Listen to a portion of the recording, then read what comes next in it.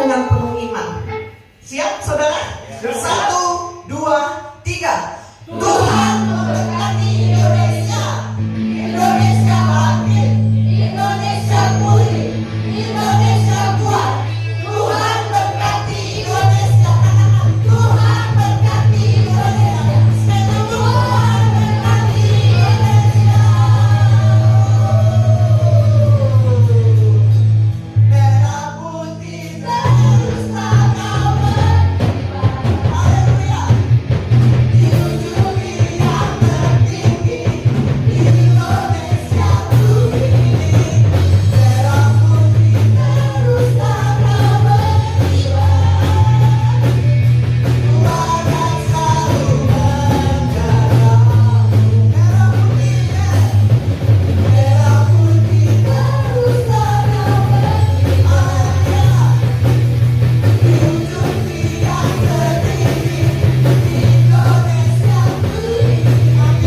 Merah putih terus tanah berkibar. Ku akan selalu menjagamu. Ku akan selalu merayakan hari kemerdekaan Indonesia yang keberapa, saudara? 78 dikatakan. Ya, kita bersyukur kita hidup di zaman, bukan di zaman peperangan loh saat ini, tetapi sama sebenarnya perjuangannya. Kita nggak angkat senjata mungkin. Kalau zaman dulu, zaman sebelum tahun 45 harus angkat senjata.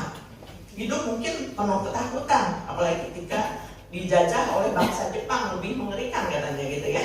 Kemarin juga saya membagikan berkat di youth gitu ya. Hidup dalam penjajahan. Tetapi saat ini kita sudah merdeka dikatakan. Nah, saat ini saya mau men-sharingkan tentang merdeka atau mati. Slogan merdeka atau mati ini dipakai di zaman perjuangan ya oleh para pahlawan. Mereka memutuskan untuk melawan penjajah dan berjuang untuk merebut Indonesia. Makanya mereka bertekad untuk berjuang sampai titik darah penghabisan supaya bangsa ini merdeka, gitu ya. Kemerdekaan adalah hak segala bangsa. Tetapi benarkah kita sudah hidup di dalam kemerdekaan sesungguhnya? Ya, mungkin secara de jure, betul ya saya bacanya ya. Secara hukum kita merdeka saat teks proklamasi dibacakan. Ya, kami bangsa Indonesia menyatakan gitu ya, ditandatangani itu resmi secara hukum sah di mata negara bahwa bangsa Indonesia merdeka tanggal 17 Agustus 1945. Tadi lagunya sudah dinyanyikan gitu ya. Tapi bagaimana secara de facto atau kenyataannya? Karena ternyata di zaman kemerdekaan ini pun banyak orang yang belum merasakan kemerdekaan. Karena masih hidup di dalam ikatan-ikatan. Ikatan apa? Ikatan-ikatan dosa, penderitaan, kutuk. Ya, ketika seseorang masih terikat oleh dosa, sesungguhnya orang tersebut belum merdeka. Bukan berarti gini, oh manusia kan masih bisa berdosa, oke. Tetapi saya katakan ini yang terikat. Terikat artinya gini, setelah tahu tentang firman Tuhan, mengenal Tuhan Yesus, bahwa kita sudah dilepaskan dari dosa, tetapi masih terikat oleh dosa. Ya, bedakan. Itu mungkin masih bisa berdosa, tetapi jangan terikat, saudara. Ya, secara rohani ketika kita sudah menerima Kristus, kita mengerti nih bahwa pengorbanan Tuhan Yesus di kayu salib itu merupakan bukti bahwa kita tuh udah dimerdekakan dari dosa. Ada amin, saudara? Dimerdekakan dari dosa. Tapi betul nggak kita udah merdeka? Saya kasih contoh sebelum saya baca ayat. Ketika bangsa Israel dipimpin oleh Allah keluar dari Mesir, mereka ya setelah ada perjuangan Allah mengalami itu ya perjanjian sama Firaun, nggak boleh keluar kan, karena waktu itu bangsa Israel ini mengalami penindasan, penjajahan, mereka menderita loh gitu, walaupun mungkin mereka nggak kelaparan ya, dijamin makanannya gitu, tetapi mereka ditindas, mereka disuruh bekerja dengan luar biasa, kerja rodi lah gitu ya. Nah terus melalui perjuangan ya, dimana ada tulah, ada berapa tulah? 10 tulah. Akhirnya bangsa Israel dibebaskan sama Firaun. silahkan bawa keluar, dipimpin oleh Musa. Ya, saya nggak bawa hadiah. Kalau dulunya saya siapin hadiah ya, biar semangat. Ya, dipimpin oleh Musa.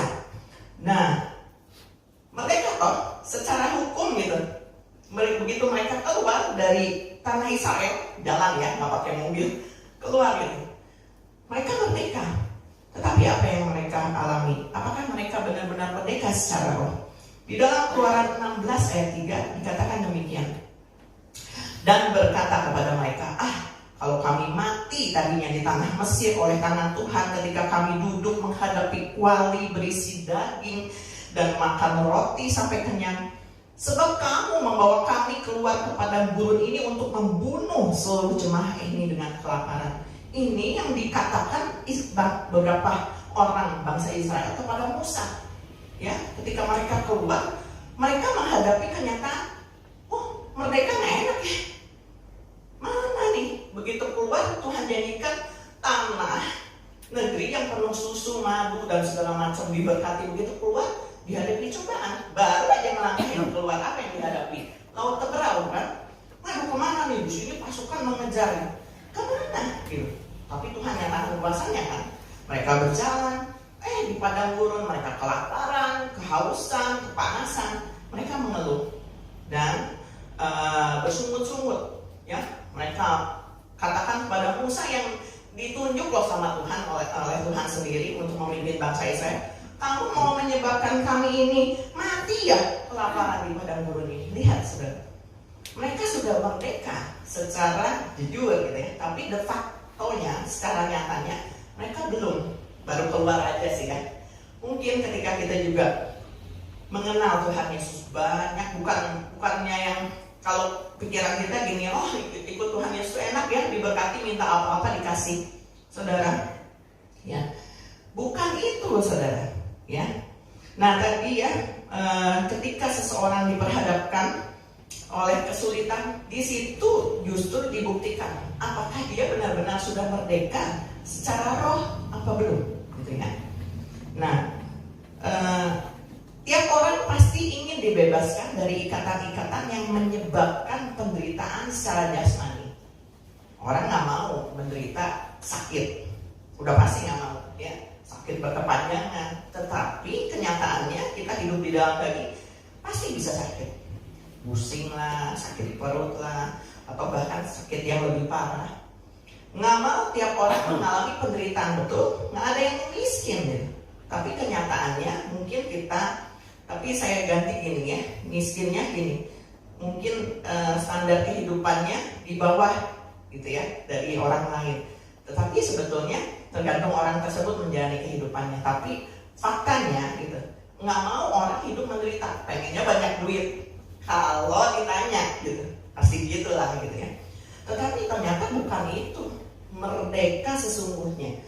Merdeka itu harus merdeka secara roh, secara jiwa, itu yang paling penting saudara. Karena ketika secara roh kita belum dipulihkan, diubahkan, mau banyak duit ya gitu, akan bisa mengalami kemerdekaan ya. Mungkin kalau secara nyata, udah dapat uang banyak, aku udah merdeka nih gitu. Enggak, itu bukan itu gitu. Walaupun mungkin salah satunya ketika saudara diberkati secara uang lebih banyak dari yang lain, saudara pasti mengalami namanya yang bahagia ya, punya uang bisa beli apa-apa. Tetapi merdeka yang sesungguhnya itu seperti apa ya? Di dalam Galatia 2 ayat 20 berbunyi demikian. Namun aku hidup, tetapi bukan lagi aku sendiri yang hidup, melainkan Kristus yang hidup di dalam aku. Dan hidupku yang kuhidupi sekarang di dalam daging adalah hidup oleh iman dalam anak Allah yang telah mengasihi aku dan menyerahkan dirinya untuk aku. Katakan amin. Amin. Amin. Ya, yang pertama, Kristus itu harus hidup di dalam kita. Artinya roh Tuhan itu harus ada di dalam kita. Apa yang ada di dalam roh kita saat ini? Apakah benar-benar roh Tuhan atau roh kedagingan kita? Bahkan kuasa iblis yang diizinkan untuk tinggal di dalam kehidupan kita. Ada loh orang Kristen tetapi di dalam hatinya yang diizinkan adalah roh, bukan roh Tuhan, tapi roh dalam dunia ini, mengandalkan roh-roh kuasa setan. Ya, di dalam 2 Korintus 3 ayat 17 dikatakan, sebab Tuhan adalah roh, dan di mana ada roh Allah, di situ ada kemerdekaan. Itu yang sesungguhnya, saudara. Ketika saudara ada roh Tuhan di dalam jiwa roh kita, ini ada roh Tuhan, di situ dikatakan ada kemerdekaan, saudara. Ya, ada roh Tuhan. Sudahkah saudara benar-benar menempatkan Tuhan yang terutama di dalam kehidupan kita? Di tengah persoalan yang ada ketika saudara dihadapi oleh kebingungan, kepanikan, kesulitan kehidupan, sakit, apapun juga ya. Kita harus percaya itu. Ketika kita sudah menerima Tuhan Yesus, kita sudah dibebaskan dari belenggu dosa dan kutuk. Katakan amin. Amin. Firman Tuhan pagi hari tadi di Akurat dikatakan bahwa kita harus bebas dari kutuk. Kutuk itu diturunkan dari manusia pertama. Ya, tadi Akurat mengatakan Adam sama Eva atau Hawa dikatakan ditempatkan Tuhan di tanah yang terbaik, tapi tetap dikasih larangan kan, dilanggar, sehingga akhirnya mereka harus terusir dari taman yang begitu indah yang mereka dicukupi. Itu karena dosa, dan di situ terpisah dari Allah, dan akhirnya ya berlanjut lah, begitu satu dosa berlanjut. Oleh sebab itu dikatakan bayi yang lahir pun ada dosa keturunan walaupun belum berbuat dosa ya. Tetapi setelah mengenal dan percaya kepada Tuhan Yesus, kutuk-kutuk itu dipatahkan. Proses ya saudara ya, mungkin lagi pertama mengenal Tuhan Yesus masih bayi rohani, gimana nih caranya ikut Tuhan tuh seperti apa ya? Tetapi saudara, sekian lama kita ikut Tuhan, kita akan belajar banyak hal ketika saudara menempatkan Tuhan yang terutama dalam kehidupan kita, dituntun, dibimbing ya.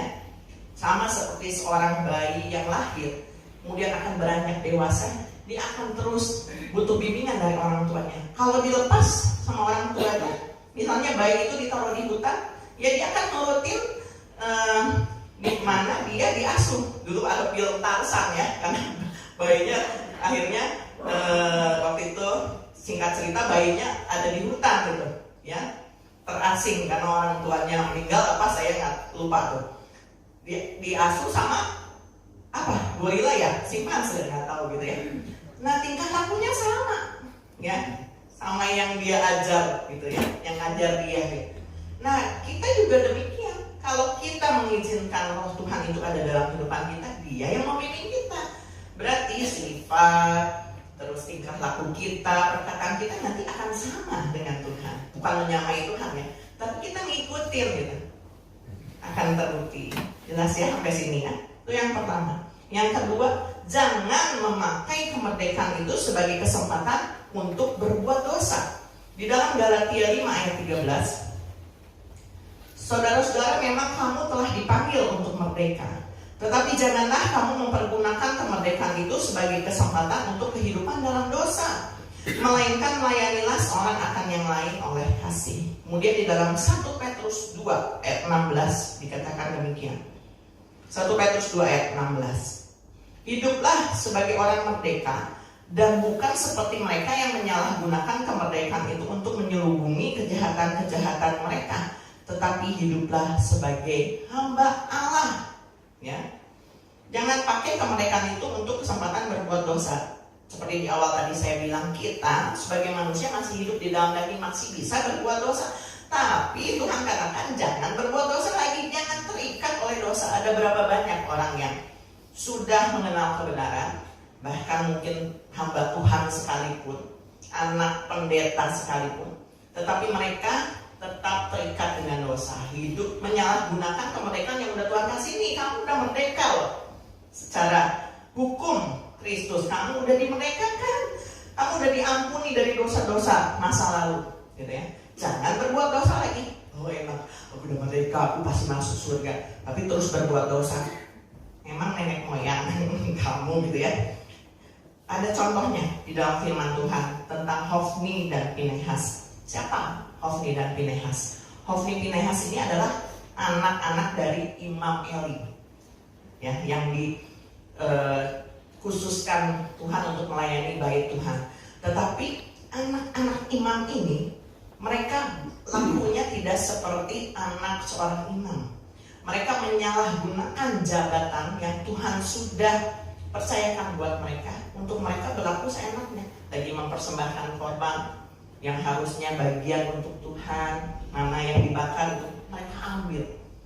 Mereka hanya ingin memuaskan hawa nafsu mereka sampai suatu saat, ya. Dan imamnya ini nggak tegur, anaknya salah nggak ditegur, ya, mati loh dua-duanya.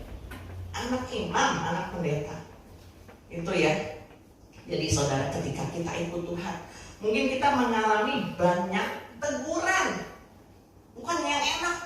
Udah percaya sama Tuhan gini kan ini, masih susah apa-apa dilarang, katanya merdeka, ini nggak boleh, itu nggak boleh. Tetapi saudara, teguran yang dari Tuhan, ya, teguran firman Tuhan itu untuk mendidik kita, menjadikan kita orang yang sukses loh. Ada amin? Ya, tapi kebanyakan orang nggak mau, pengennya lihat hasilnya. Tuh diberkati, itu kaya, tuh nggak menderita, nggak kenal Tuhan loh, ateis gitu ya. Kaya banget gitu, aku menderita ya gitu. Karena pikirannya belum diubahkan, hanya ke jasmani. Itu masih bayi rohani. Tetapi puji syukur saudara, ketika saudara mengaku dengan mulut saudara Tuhan itu adalah juru selamat kita terus berjalan. Ada kesulitan apapun juga terus berjalan. Tuhan, aku mau terus berjalan. Kuatkan aku. Percaya saudara, Tuhan akan terus memulihkan keadaan kita. Lebih kuat dari sebelumnya, lebih diberkati dari sebelumnya. Bukan kayak orang-orang yang mengenal Tuhan, mungkin mereka diberkati secara keuangan jasmani, tapi nggak ada yang tahu secara roh. Itu antara kita sama Tuhan. Berapa banyak orang yang menggunakan kesempatan untuk berbuat tidak baik ketika posisinya memberikan kesempatan untuk itu. Banyak pejabat yang korupsi, enak di atasnya. Korupsi padahal udah dapat gaji gede, korupsi juga gitu. Ya, makanya terus yang karena sekarang serba medsos ya, semua ngeliat kan, viral ya, artis-artis tuh, ya, ada penyimpangan seksual itu, tokoh-tokoh pemerintahan, ya, percabulan, hal-hal kedagingan. Ya. Bagaimana anak-anak Tuhan melihat hal itu? Apakah cukup, oh biasa itu mah, atau malah mentertawakan mereka? Kita harus berdoa saudara, agar roh-roh tersebut tidak mengikat kita. Karena bahaya ya, ini di media sosial aja anak pejabat mukulin orang seenaknya sampai mati. Ini tubuh Tuhan yang punya loh. Ya, oleh karena itu kita harus berdoa setiap saat supaya kita dilindungi oleh Tuhan, supaya kita terhindar dari malapetaka. Amin. Orang jalan aja bisa tiba-tiba ditondok orang, kayak kemarin disiram air keras gitu ya. Beritanya wah mengerikan sekali. Tapi kita percaya tiap pagi kita berdoa, Tuhan lindungi aku. Memang aku sudah dimerdekakan. Kami percaya bahwa Tuhan melindungi tubuh dan darah. Tanpa seizin Tuhan nggak akan terjadi sesuatu pun yang malapetaka yang akan menimpa aku. Itu yang harus kita pegang karena firman Tuhan mengatakan demikian ya saudara. Nah, ketika kita melihat hal-hal viral itu di medsos, celakanya saudara, kalau orang-orang yang nggak kuat imannya dalam Tuhan, niru loh saudara. Benar nggak? Gampang niru yang jahat. Kenapa nggak niru yang baik sih? Yang jahat yang ditiru karena jalannya instan. Oh itu enak banget ya, kayak cepet dapat duitnya, tiru gitu. Anak Tuhan nggak boleh kayak gitu, walaupun susah jalannya. Enak ya itu ya. Korupsi jangan ya, korupsi jangan ya. Gitu. Ya, anak Tuhan harus berpegang kepada firman Tuhan. Ya, jangan kita memakai kemerdekaan untuk kesempatan berbuat dosa. Enggak Tuhan, aku tolak di dalam nama Tuhan Yesus. Itu tergiurnya, itu iming-iming dunia itu lebih besar loh saudara. Ya, sekarang gampang begitu periksi orang yang mamer ya, kayak tas ratusan juta. Pengen, kapan ya punya tas kayak begitu? Terus ya yang ingat itu. Jangan hal-hal jasmani saudara, tapi ingatlah hal rohani. Tempatkan tadi ya Tuhan yang terutama dalam kehidupan kita, roh Tuhan ya dalam hidup kita, dan jangan gunakan kesempatan atau kemerdekaan ini untuk berbuat dosa. Ditolak di dalam nama Tuhan Yesus ya. Nah yang ketiga, menjadi hamba kebenaran. Menjadi hamba kebenaran. Oh, kan udah merdeka, kok jadi hamba lagi sih? Lain saudara. Di dalam Roma 6 ayat 18 dikatakan, kamu telah dimerdekakan dari dosa dan menjadi hamba kebenaran. Jadi ketika kita dimerdekakan dari dosa oleh Tuhan, kita berpindah dari dunia atau dari kegelapan perbuatan-perbuatan yang melukai hati Tuhan, hal-hal kedagingan. Kita juga baca ya, ada buah-buah roh, ada perbuatan daging. Itu saudara harus banyak baca firman. Terus dipindahkan sama Tuhan. Nih, udah ditempatkan, kamu sudah diampuni dosa. Jadi hamba kebenaran artinya bukan kita, enak loh terikat gitu. Tapi justru itu kenikmatan, saudara. Ketika saudara dimerdekakan oleh Tuhan, saudara menjadi hamba kebenaran. Bukan jadi nggak merdeka, tapi justru dikatakan di dalam Yohanes 8 ayat 32 berbunyi demikian. Dan kamu akan mengetahui kebenaran, dan kebenaran itu akan memerdekakan kamu. Amin. Mengetahui kebenaran. Kebenaran apa? Firman Tuhan. Makanya sikap kita dalam mengikuti Tuhan itu akan mengekspresikan atau menandakan apakah kita udah betul-betul merdeka atau tidak. Sikap dalam mencari Tuhan, sikap dalam membaca firman Tuhan, mendengar firman Tuhan, merenungkan firman Tuhan, baik di dalam ibadah maupun dalam keseharian. Gimana sikap kita dalam ibadah? Apakah kita badannya di sini, telinga kita di mana? Dengar firman atau dengar yang lain? Ada di dalam ibadah, makanya ada gereja-gereja yang menetapkan peraturan gini, masuk dalam gereja handphone matiin ya gitu. Tapi kalau kita masih bebas ya, ini ujian sebetulnya. Jadi saudara belajar dari hal itu, dikasih kebebasan nih. Tapi saudara jangan coba-coba pas lagi pas ibadah ya main game, di offin ininya, biarin hamba Tuhannya mah mau bicara firman Tuhan, saya main game di offin, gitu ya. Nanti hilang firman Tuhannya. Badannya sih di sini, rohnya kemana? Gitu, melayang-layang. Nanti kalau meninggal nggak mau rohnya gentayangan ya. Ya, dikatakan kamu mengetahui kebenaran. Untuk mengetahui kebenaran ya kita harus cari kebenaran itu. Gimana? Ya baca firman. Seminggu sekali? Enggak. Tiap hari pun mungkin setiap saat. Sekarang sekali lagi medsos ini dipergunakan untuk hal yang baik. Jangan kliknya film-film yang menyimpang. Wah, ini rusuk nih, gosip nih ya. Perceraian artis. Wah ini nih. Wah yang cabul nih, ngintip atau gitu. Tapi yang dicari adalah firman Tuhan. Begitu dapat ayat, amin. Ada orang yang dikirim firman Tuhan, saya udah pernah berkali-kali bilang, dikirim firman Tuhan kebanyakan saya diblok. Ya, nggak resep dikirim firman gitu ya. Ada loh yang kayak gitu. Kalau saya amin nih, walaupun kadang saya juga ya pas menemukan banyak firman, saya juga suka ngirimin firman. Mau nggak ya orang saya kirim firman? Kadang saya tanya dulu, keberatan nggak kalau saya kirim firman? Enggak, oke, saya kirim. Tapi kalau misalnya enggak respon atau malah ngeblok, ya udah saya nggak kirim gitu ya. Itu kan hal kebenaran. Ada loh yang menolak kebenaran. Tetapi buat saya ketika saya menerima firman, walaupun mungkin saya nggak saat itu bisa baca, saya pasti akan baca gitu ya. Nah terus saya suka share. Oh ini memberkati, ini saya share lagi gitu. Ya, jadi kalau saudara mendapat firman yang rema buat hidup saudara, share. Ketika berarti yang ini, kalau saudara dapat firman, saudara baca, saudara pahami, itu masuk kan dalam hati saudara. Saudara bagi, itu pasti dapat kekuatan buat orang yang membacanya maupun kita lagi terus sering berbagi, lama-lama hafal loh. Saya dulu ya lagi nyaman muda suruh ngafalin ayat Alkitab, ya lumayan lah, itu nggak jago banget gitu. Tetapi terus saya dibimbing sama Tuhan. Bukan hanya sekedar jago ayat, hafal ayat dulu kan kalau anak-anak muda yang wih cerdas sangat Alkitab, kalau menang dia mau bangga, wih mau rotok nih ayat Alkitab, bukan itu saudara. Tapi menjadi pelaku firman. Lama-lama saya dipimpin, oh iya ya harus begini. Jadi orang Kristen itu harus begini ya. Itu prosesnya kan nggak sebentar, tetapi itu antara saya sama Tuhan aja.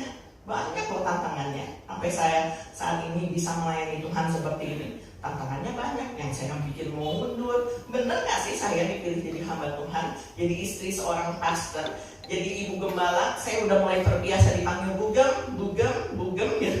Kalau dulu lagi pertama kali dipanggil bugem, aduh Berat loh saudara, dipanggil bugem loh, ibu gembala.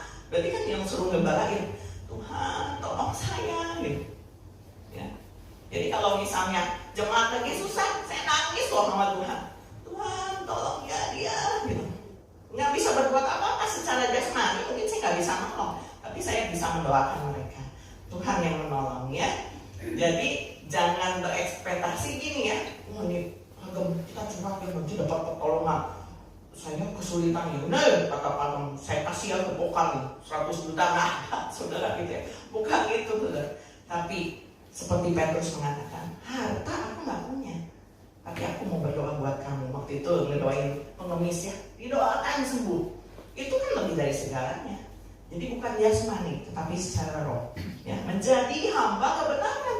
Jadi kita benar-benar diikat, tapi bukan nggak merdeka, saudara. Tapi kita dituntun, kita dengan suka hati mau dituntun sama firman Tuhan. Nggak cuek gitu. Nggak mau lari, ya lari ninggalin Tuhan. Nggak mau diatur-atur, hidup gue mah udah merdeka, maha kurang gue lah gitu. Nggak seperti itu, saudara. Tetapi ketika kita dimerdekakan dari dosa, kita memutuskan untuk menjadi hamba kebenaran. Itu kita loh yang memutuskan. Tuhan ngasih kebebasan. Ini anakku, aku tadi ngasih kamu keselamatan. Terus kita lari kemana-mana, cuek, nggak ngerjain, nggak jadi hamba kebenaran. Sedih nggak Tuhan ya? Sedih. Kalau kita sebagai orang tua, anak kita dikasih ajaran, terus nggak nurut, orang tua gimana rasanya? Sedih. Makanya banyak kalau yang nggak tahu orang tuanya jadi stres, mungkin marah-marah, ngasih taunya gitu ya. Saya juga lagi diuji terus kesabaran, punya 3 anak ya gitu ya. Itu juga perjuangan. Makanya seorang ibu atau seorang orang tua itu, dulu saya waktu lagi belum mengalami orang tua, mungkin saya nggak ya gitu ya. Biasa aja. Mungkin juga saya ada nggak nurutnya sama mami saya gitu, menganggap saya udah nurut kok gitu. Ya, saya berbakti kok gitu. Ternyata banyak hal yang belum saya bisa lakukan untuk membahagiakan orang tua. Bahkan sampai papi saya meninggal pun masih banyak yang belum bisa saya kerjakan buat papi saya. Ya.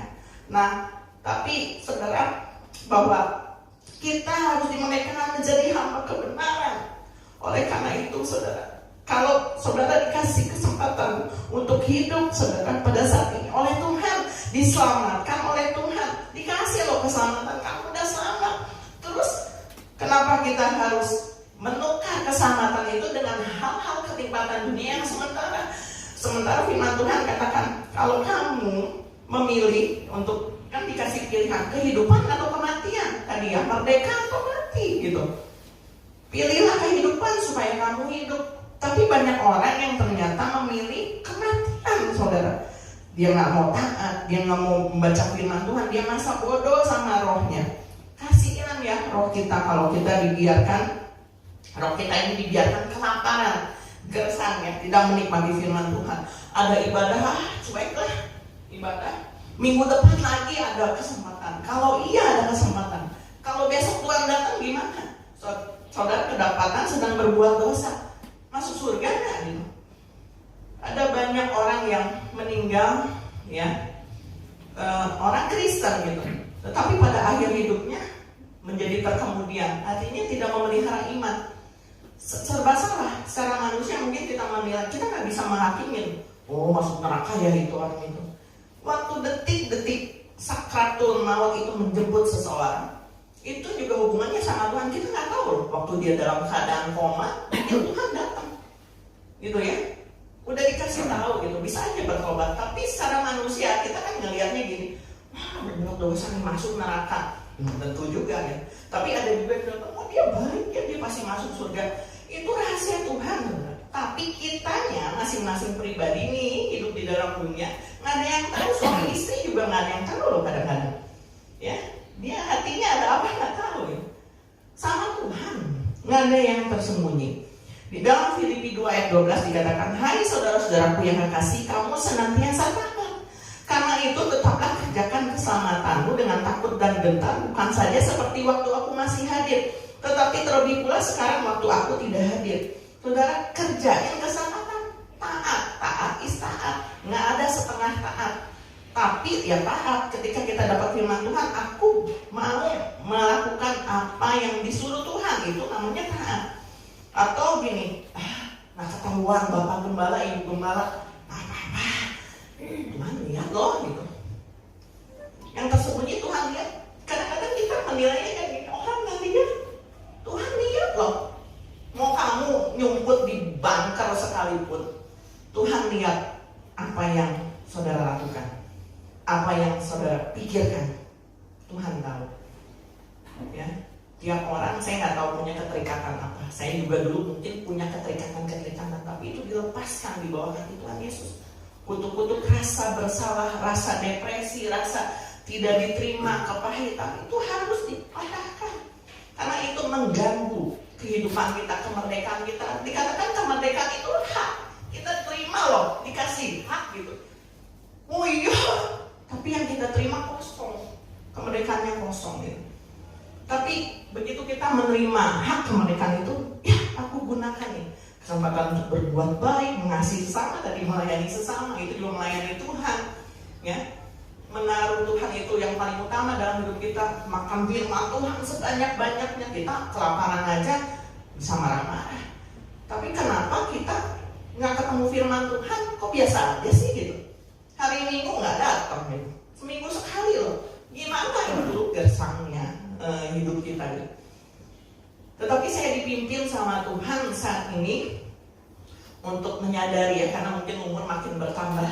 Berapa lama lagi saya bertahan dalam kehidupan ini? Nanti saya kembalinya sama pencipta. Waktu saya pulang pun saya nggak bisa ngegondol suami saya.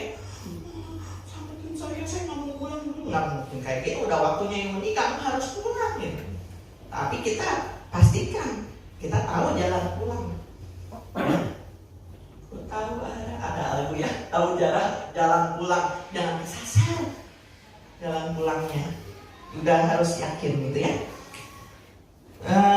Galatia 5 ayat 1, supaya kita sungguh-sungguh merdeka, Kristus telah memerdekakan kita. Karena itu berdirilah teguh dan jangan mau lagi dikenakan kuk perhambaan. Ini yang harus kita lakukan tadi, menjadi hamba kebenaran. Oke. Tetapi setelah kita merdeka, berdiri teguh. Karena goncangan dari tawaran dunia itu sungguh menggiurkan loh. Ya, ikut Tuhan malah susah. Kita bikin goyang, aduh ya gitu. Tapi ikut dunia tawarannya, tarikannya, magnetnya lebih kuat. Asik. Karena itu yang dilihat mata loh. Mata kita kan melihatnya yang gincong-gincong ya. Yang wah, gampang. Dunia tuh nggak susah. Malah yang happy-happy, ikut sana gitu. Ya. Berdiri teguh, jangan dikenakan kuk perhambaan, kuk dosa. Ya, jangan kembali mikul dosa. Semas dari firman Tuhan sama seperti babi yang udah dimandiin, dibersihin, kembali ke kubangan yang sama. Kalau sudah hidup baru, jangan kembali kepada hidup lama. Kalau sudah dibersihin, jangan dibuat kotor lagi.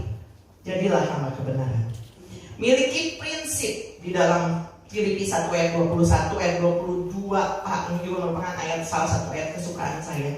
Yang Paulus katakan begini, karena bagiku hidup adalah Kristus dan mati adalah keuntungan. Mati untung, nggak ada yang kalau disuruh mati duluan nggak mau ya sebetulnya. Tetapi kita harus memiliki prinsip, kalaupun saya mati, saya mati. Itu keuntungan karena saya tahu jalan pulang. Tetapi jika aku harus hidup di dunia ini, itu berarti bagiku bekerja memberi buah. Sudah buah apa saja yang kita sudah hasilkan ketika selama kita mengiring Tuhan Yesus. Saudara tidak akan bisa memahami jika saudara belum betul-betul merdeka. Jadilah umat yang semakin dewasa rohani. Kalau seorang bayi kan mintanya dikasih, minta cucu, minta makan.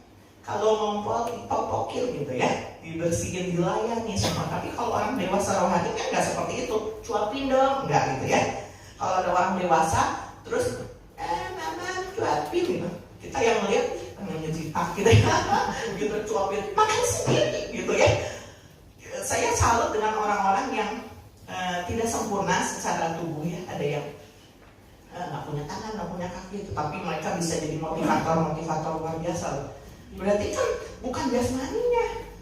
Kadang ada orang yang dikasih tubuh sempurna, melutus, bersungut-sungut tiap hari ya. Nambah kelihatan tua gitu. Pas ditanya umur berapa? 20 tahun, tapi kayak seperti 60 tahun. Susah gitu ya. Tapi jadilah anak-anak Tuhan yang walaupun umur 70-80 tahun masih gagah. Di sini ada Opa Teddy nih, Om Teddy ya, hampir 80 tahun, luar biasa nih. Ya. Jadi, saudara harus dipakai tubuh ini untuk kemuliaan bagi nama Tuhan. Amin.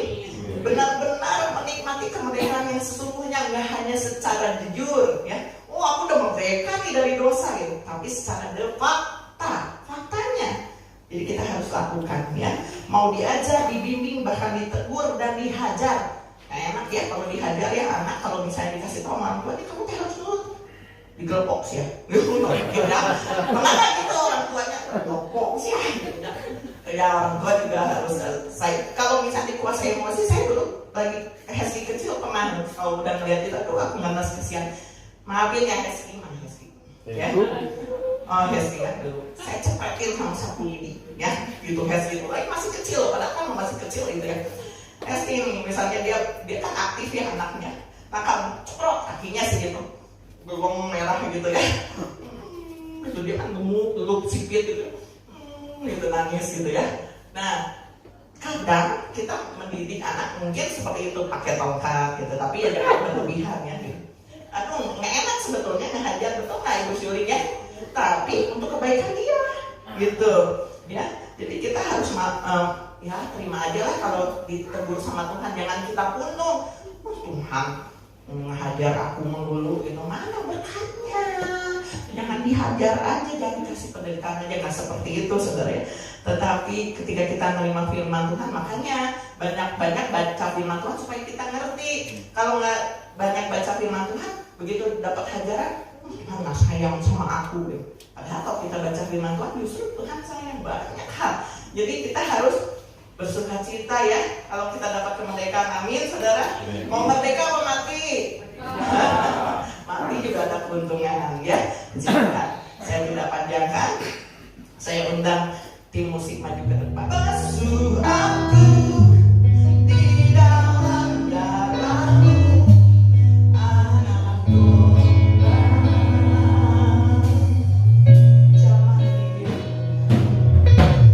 Jamah bibir, luruskan hatiku dengan roh, dengan roh.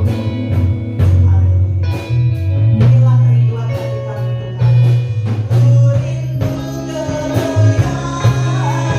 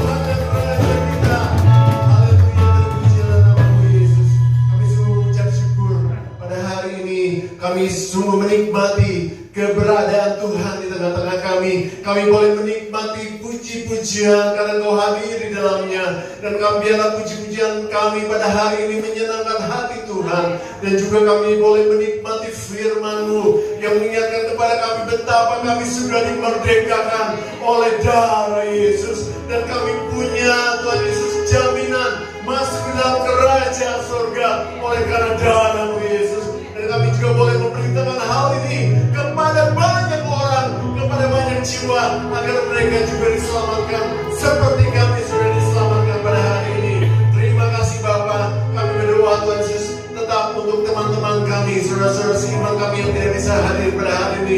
Mungkin mereka dalam keadaan galau, mungkin mereka dalam keadaan tidak bisa hadir karena sakit, terbelenggu oleh kuasa-kuasa. Pada saat ini Bapa, kami berdoa di dalam nama Yesus Kristus, Kau akan bebaskan mereka, akan lepaskan mereka, bahkan Tuhan akan sembuhkan mereka yang sakit. Terima kasih Bapa, terima kasih. Terpuji nama-Mu Yesus. Kami sungguh mengucap syukur pada hari ini Bapa. Biarlah Tuhan Yesus, kami boleh Tuhan Yesus bersungguh lagi dalam hari-hari mendatang, membawa banyak jiwa, membawa banyak teman-teman kami dan keluarga kami untuk datang kepada Tuhan Yesus. Terima pujian nama-Mu Yesus dari kekal sampai kekal. Saudaraku, mari kita angkat tangan kita siap untuk terima berkat Tuhan. Diberkatilah keluargamu, diberkatilah kesehatanmu, diberkatilah pekerjaan dan hasil kerjamu, dan diberkatilah orang yang mengandalkan Tuhan, yang menaruh harapannya kepada Tuhan. Sekarang saudaraku, terimalah berkat yang sangat besar dari Bapa, cinta kasih yang sungguh luar biasa dari Tuhan kita Yesus Kristus, dan persekutuan dengan Roh Kudus menyertai hidup kita mulai pagi hari ini sampai Tuhan Yesus datang kali yang kedua. Tetap angkat tangan saudara dan angkat pujian.